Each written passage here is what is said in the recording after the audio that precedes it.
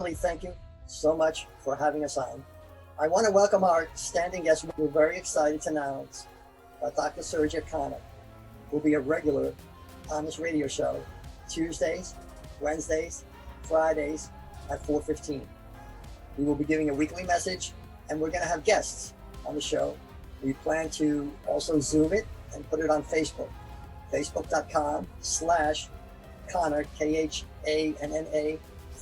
4 kids. I'd like to introduce Dr. Khanna now. He is a child safety advocate. He is a champion for the nonprofit Voice of the Kids and connecting them to organizations that can help. He also works very diligently on the website Khanna for Kids. He's going to give a two-part talk, part one today, part two next week. It has to do with intolerance is the door to violence, brutality, and dictatorship. And immorality is the door to this violence. Part one today is economics and unrest. Speaking for us, welcome Dr. Surajit Khanna. Thank you very much, Pastor Gary. Thank you very much, Brother Willie. And thank you very much, the audience, those who are listening today. I've been blessed by Brother Willie here. Today is Friday, and I am blessed by the mercy of God, the praise of God, the Lord. And I'm excited for this topic because we have been talking about Black Lives Matters. We're talking about how to handle the children for the underserved, basically the Black community. So, and we spoke about independence since July 4th, and then we spoke about interdependence. So intolerance is the door for violence, brutality, and dictatorship. That's exactly what we are facing today in the country, on top of the pandemic going on. And the more and more we educate our audience, because most of our audience have children or their guardian, or their children themselves. So want to make it a little more prominent here that how the violence, brutality, and dictatorship opens the door, especially when we are not tolerant. And what boosts our tolerance? Before I start the speech, I would say that the more we believe in God, the more we praise the God, and the more we worship on everyday basis, then the tolerance level becomes heavy. Then we can handle violence, brutality, and dictatorship by not having it. So what I would consider right now is we speak about the Declaration of INTERdependence, highlighted for all Americans first, that we are free and independent. But secondarily, that we are interdependent on one another. We depend on each other, we depend on our government, and we depend on our system of commerce and business. It's all perfectly a system, just a system. No, but it is all of the history of mankind. It has been the most successful of all government systems. I want to concentrate today on a single tenet of the Declaration of INTERdependence, and that is, quote and unquote, by the testimony of history, intolerance is the door to violence, brutality, and dictatorship. In a book called 17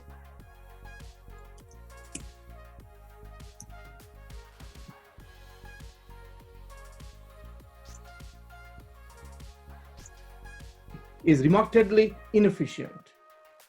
Number two, violence is less of an incentive than money.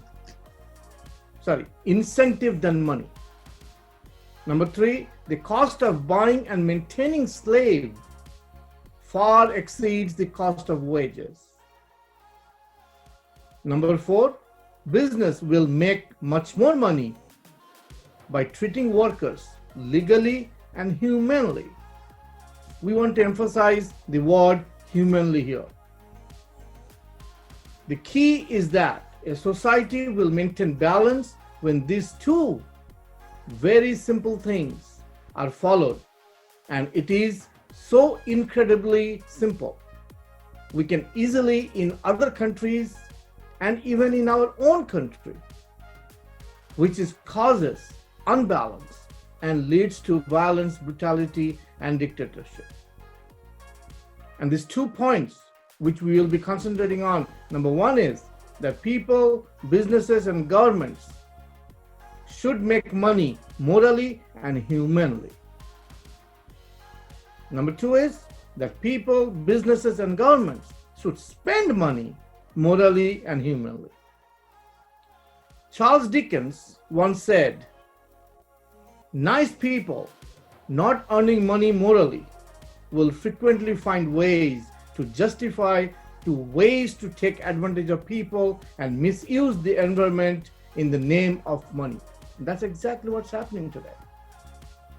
But what about people not spending money morally? Nobody talks about that. Are all these things our appetite for more than more really what is best for us individually and collectively? It is used to be called keeping up with Jones, but now it is keeping up with business people like Bill Gates, Elon Musk, Jeff Bezos. In other words, many things people are purchasing are unnecessary. For example, Apple computer was shown to be taking advantage of those overseas. Everybody needs to have Apple. Communism and socialism has never been able to come anywhere near balance. On these 2 points, East Germany, Cuba, Venezuela, and just a few more examples, that when East Germany was free, they were amazed that the free West had supermarkets with the shelves that were full. Yes, our system is not perfect, but we must see that it is the best that is available. We know that fortunes are making on unhealthy food and bad entertainment. Now in the United States, we see a group of people, especially the Black community, are unhappy with the way they are being treated, and they are expressing their dissatisfaction. We need to listen to them. You know why? Because Black lives matter. We need to emphasize this. But it will allow the violence to continue. We may very well end of a failed dictatorship like it happened in Venezuela. So when we are talking about Black Lives Matters, these are the things we need to go to the grassroots, where we need to see what is causing this Black community unhappy. What is the root cause? Because we don't have the time to listen to them. The children of the Black community are looking for the correct and the right answers. Are we giving them to them? No. Their parents, when they go to their parents and ask for the answers, the parents don't have the answers. Why? Because they don't know how to answer or what is the answer. Nobody is giving them the answer. I think this type of communication opening up through this radio show, it helps, because the voice needs to be heard. Everybody's voice needs to be heard, especially when this country is facing the major problem where we need to emphasize about Black Lives Matters. We need to listen to them. We need to hear why this community is unhappy. Why are we forgetting that what they contributed to the United States, which is in the Constitution? The Constitution does not discriminate. That means when this country was founded, there was no question of discrimination. There is no question of race, there is no question of color and creed. So why this in 2020, this is coming up? We all need to wake up and go to the grassroots. Let's not make it political. Let's not make it just a show of a talk. We need to provide solution. I think that's one of the reasons why I admire and like this show, which is headed by Brother Willie, that here we are here to provide solutions. We are not here just talk. We are here to provide solutions. So, Brother Willie, I really appreciate that we, as a group, we need to reach out. Like last time in my show, I said that we need to form a community where we can go and help. We need to see from closer perspective, not from the 30 feet higher perspective. We need to go closer and listen to them. What's happening? What we as a group, we need to educate everyone that this is not about color. That's what I'm been trying to emphasize. This is not about color, okay? It is about justice and injustice. It is about right or wrong, okay? But what we need to do is, it just protesting means we want everybody to come and protest. But that is not the answer. The answer is what is after the protest? What is after this? What is the solution? Where do we go? Okay, where do we go? Who is listening? We are protesting. I agree with the protest. I'm not discounting the protest. But who are we getting this message to? Okay, who are we?